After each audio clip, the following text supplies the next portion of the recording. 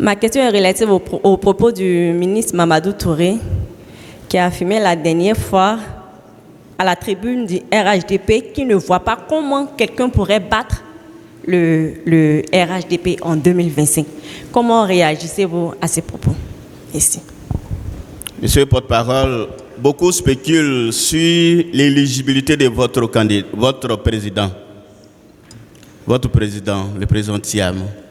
Alors, dans les agoras, ça fait débat un peu partout. Qu'est-ce que vous pouvez dire pour assurer vos militants et vos sympathisants? Merci. Monsieur le porte-parole, on aimerait savoir, de report en report, si Jean-Louis Billon ne passe pas devant le conseil de discipline, est-ce que c'est possible pour lui de participer à la convention?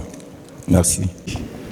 Vous ne compterez pas un membre qui a participé à la rébellion. Je devrais vous rappeler le cas de Guy Michel. Je crois savoir qu'il doit être un membre de la direction du PDC. Merci. De bateaux contenant du nitrate d'ammonium. On n'a pas vu la réaction du PDCI. Merci. Mais M. Jean-Louis Billon ne vous a jamais dit qu'il ne sera pas là.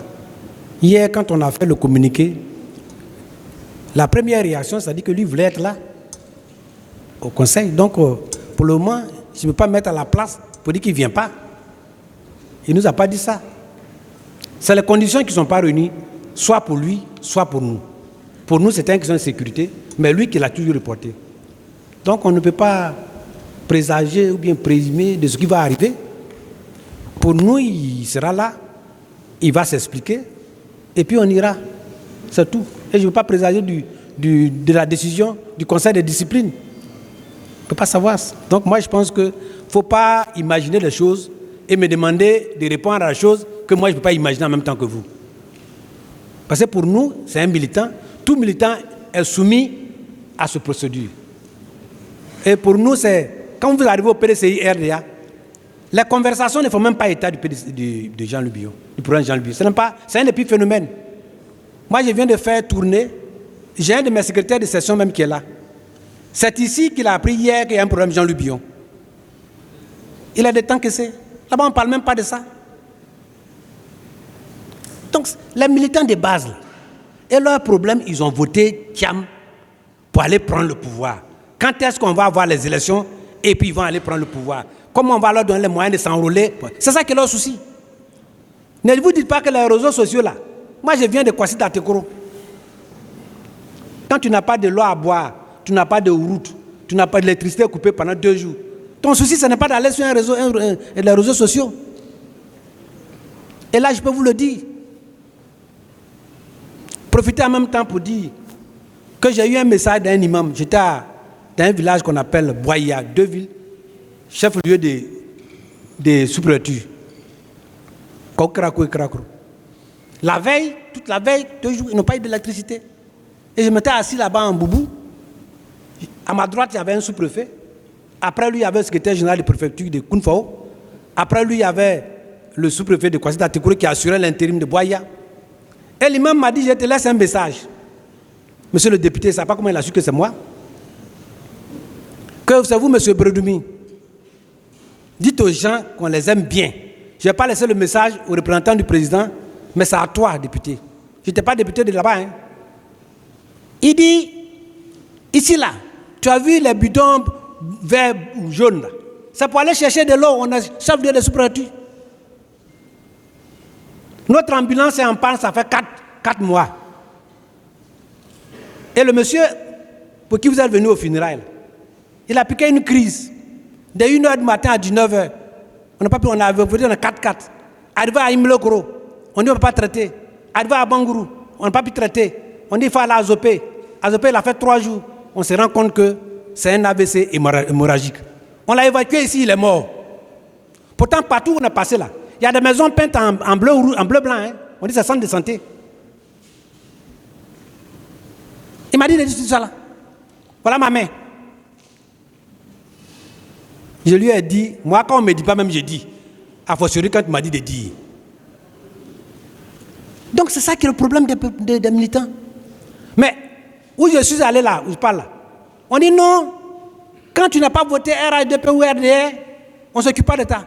Mais là-bas là, le maire de Kwasi Tatekoro c'est RDR. Le député de Kwasi Tatekoro c'est RDR. Le président du conseil régional, c'est le porte-parole du RDR. Le président du conseil régional. Mais il m'a posé un problème. Monsieur le ministre de la Santé a envoyé une ambulance rapidement à Boya. Envoyez ça là-bas. C'est pas normal. Donc, je suis en train de porter la parole. C'est la réalité dans le milieu rural. Donc, en fait, vous êtes en train de faire ça. Même s'ils apprennent ça, même ça va les agacer. Donc, le PDCI n'a pas pour priorité de régler ce problème-là. Le conseil de discipline va régler son problème et nous, on avance.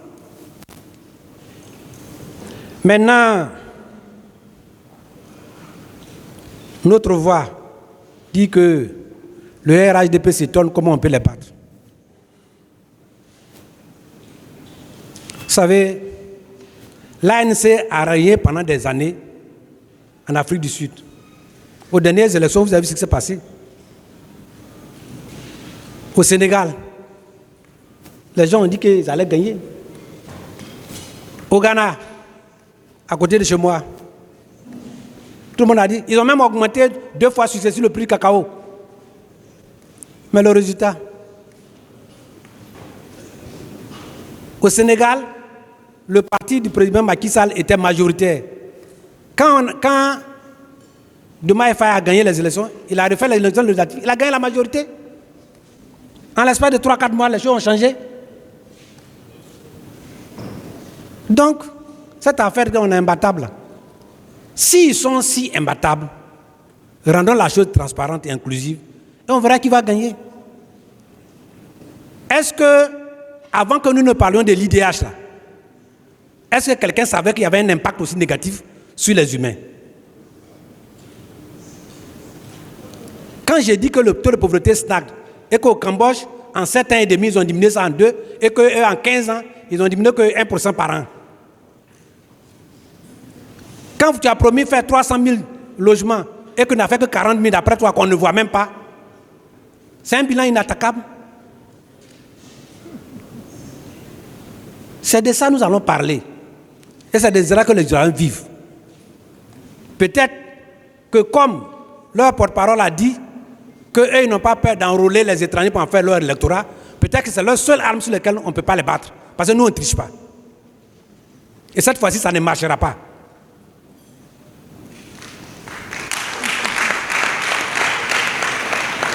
Mais les gens parlent de l'éligibilité du président Thiam.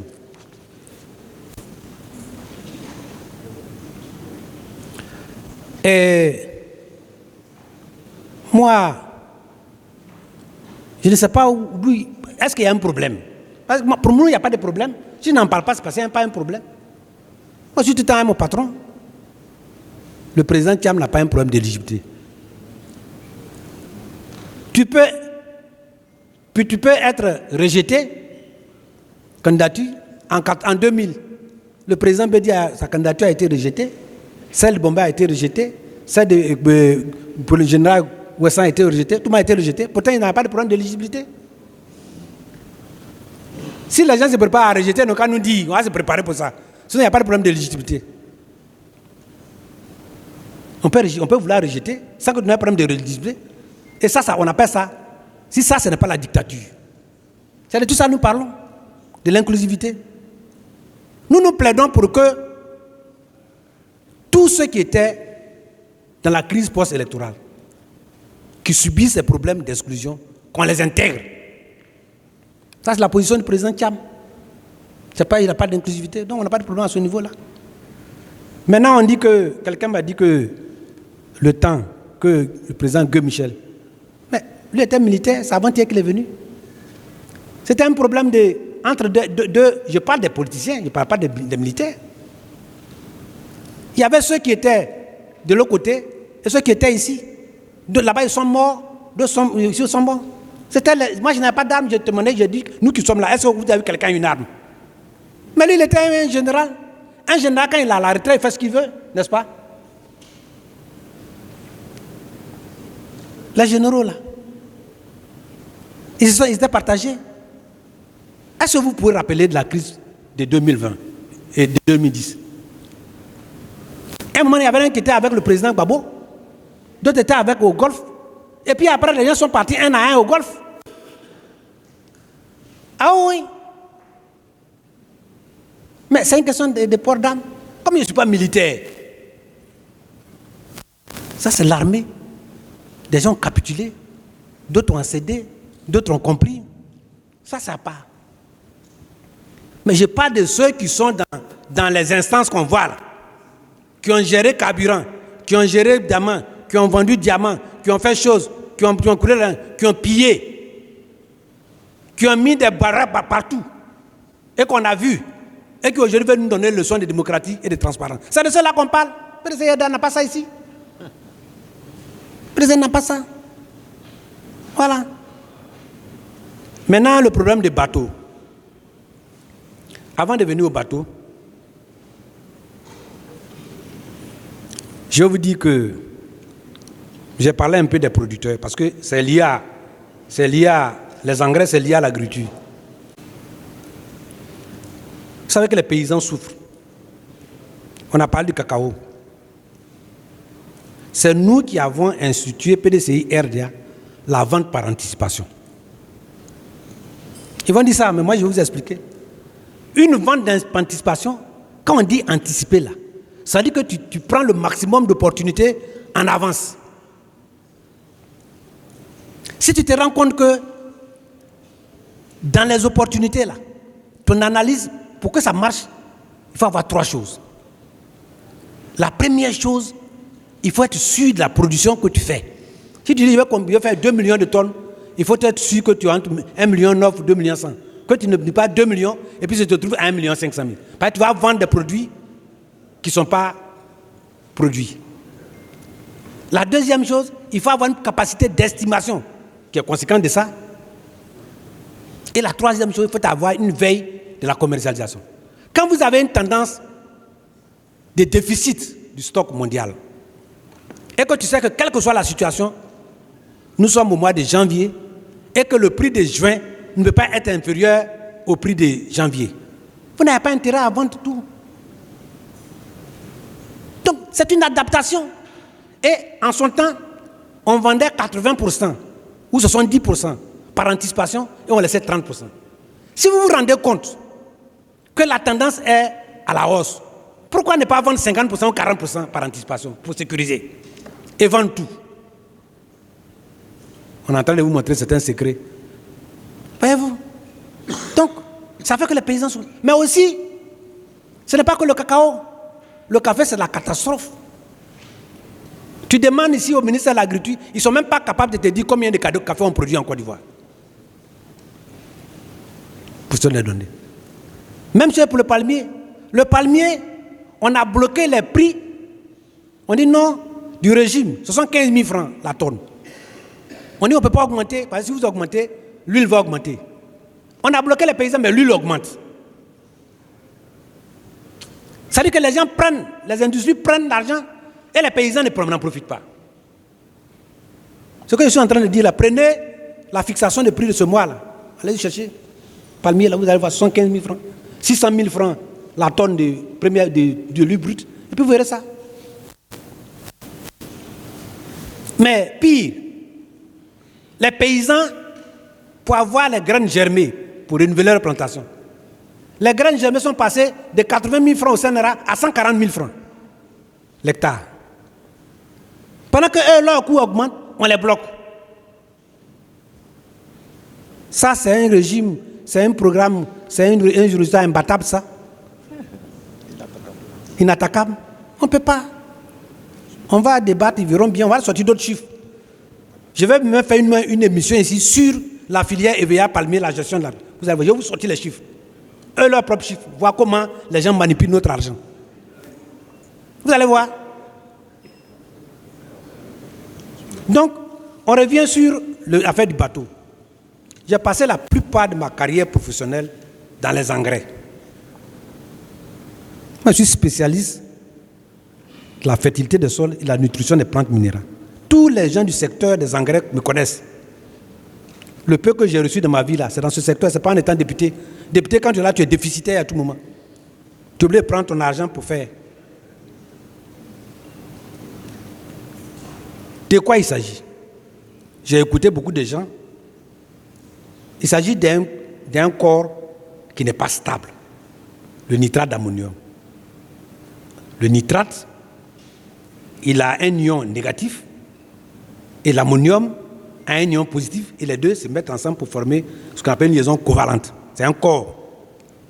Il n'est pas stable, il est explosif, il est toxique et quand on l'utilise dans l'engrais, il est volatile. Si vous mettez à la volée, vous perdez au moins 75% de votre azote. Alors, nous avons recommandé qu'on puisse l'utiliser seulement dans les intrants pour fabriquer d'autres types d'engrais azotés, le DAP, le diammonium, le phosphore, l'urée, le nitrate, etc., etc. Et pour former les engrais ternaires NPK. 15, 15, 15, 10, 18, 18, etc., etc. Et on renforce cela par du sulfate, de calcium et autres, et puis des microéléments. Et quand l'équilibre n'est pas parfait, on met un corps inerte pour stabiliser cela. Qu'est-ce qu'on fait? On le considère donc comme un intrant pour fabriquer les engrais, plutôt qu'un engrais. Et pour cela, nous avons lutté en son temps, au temps du ministre Lambert Kwasi Kona, pour faciliter, pour rendre les engrais moins chers, on a détaxé le nitrate d'ammonium. C'est-à-dire que ceux qui importent là, si ça allait dans le secteur agricole, vous ne payez pas de TVA. Est-ce que ceux qui ont importé pour aller ailleurs là, donc ils vont bénéficier de la TVA alors que ça ne va pas dans l'agriculture? Maintenant, pour importer un produit phyto ou engrais, il y a ce qu'on appelle API. Attestation préalable d'importation. Et pour avoir ça, celui qui doit envoyer le matériel, là, un produit chimique, il doit dire quelle est la quantité que j'envoie. C'est destiné à qui? Qui est le transitaire? Ça passe par où? Et il se trouve qu'on a commandé, on ne sait pas si on a commandé, on a déversé à peu près 8000 tonnes de nitrate. Qui a commandé ça? Jusqu'à présent, on n'a pas dit c'est Bredumi qui a commandé, etc. On dit c'est commandé. Peut-être qu'ils ont dit et moi je n'ai pas vu ça. Est-ce que ça va dans le secteur agricole? Visiblement non. On parle du secteur des mines. Dieu merci, on a quelqu'un des mines ici et moi je suis de l'agriculture. Mais si c'est des mines, cela dit que ça allait faire des dynamites. 8000 tonnes de nitrate, quand on connaît, sa dangerosité est telle qu'on a peur même. Si quelques kilogrammes échappent à ceux qui font et que ça va dans les mains des bandits, c'est un danger pour nous tous. Donc on doit prendre ça au sérieux. C'est un problème de sécurité, c'est pourquoi on intègre le ministre de la Défense. Donc il ne faut pas qu'on banalise ça, qu'on politise ça. C'est un problème de sécurité. J'ai vu quelqu'un qui dit qu'on connaît une formule chimique, alors ce n'est plus dangereux. Mais on connaît la formule de l'acide sulfurique, pourtant c'est dangereux. Donc, si c'est pour aller dans les mines, où on les stocke, quel est le rythme d'utilisation? Au départ, on nous avait dit c'est 3000 tonnes. Après, on s'est retrouvé à 8000 tonnes. C'est qu'il y a un problème. Le PDCI RDA demande au gouvernement de suivre ce dossier de près. Parce que nous sommes dans une bombe à retardement. Il faut que les gens sécurisent le stockage et que les gens tracent ça pour savoir où ça va, pour que ça n'échappe pas au vrai destinataire et qu'on y est. Et que si ce n'est pas destiné à faire des engrais pour l'agriculture, alors il n'y a qu'à taxer. Puisque nous avions demandé la détaxation uniquement dans le secteur de l'agriculture. Ce n'est pas pour le secteur des mines. La loi, l'autorisation qu'on donne, c'est pour le secteur de l'agriculture, je ne sais pas. Donc, notre avis, c'est que techniquement, avoir 8000 tonnes en même temps dans un même bateau débarqué, il y a des risques. On est commandé avant, mais morceau par morceau pour citer l'autre. C'est là qu'il y a le vrai problème. C'est un problème de sécurité, de suivi. Et je pense que celui qui a alerté, il a bien fait. Mais les gens, j'ai suivi aussi des débats parlant des déchets toxiques pour dire que oui, c'est sur le régime du président Gbagbo qui a eu des déchets toxiques que jamais un autre régime n'a fait ça. Eh mon ami, Quand vous ne connaissez pas, demandez-nous. Rappelez-vous qu'il y a eu 18 000 tonnes de riz avariés. Vous vous rappelez? 18 000 tonnes. Je ne vais pas donner les détails ici, puisqu'on était au cœur de l'affaire. Le bateau s'est promené partout, et ici on l'a reçu. On a reçu, on a dit que c'était toxique, mais ça a dissipé. On ne sait pas où c'est parti, mais on a débarqué ça ici. Il ne faut pas que les gens disent des choses comme ça. Non, bon voilà, j'ai vu sur le temps, oui, il y a eu 18 000 tonnes de riz avariés. Ce n'est pas sous Babo, ce n'est pas sous Bédier. Bon, maintenant on ne sait pas ce qui, mais en tout cas, il y a eu 18 000 tonnes.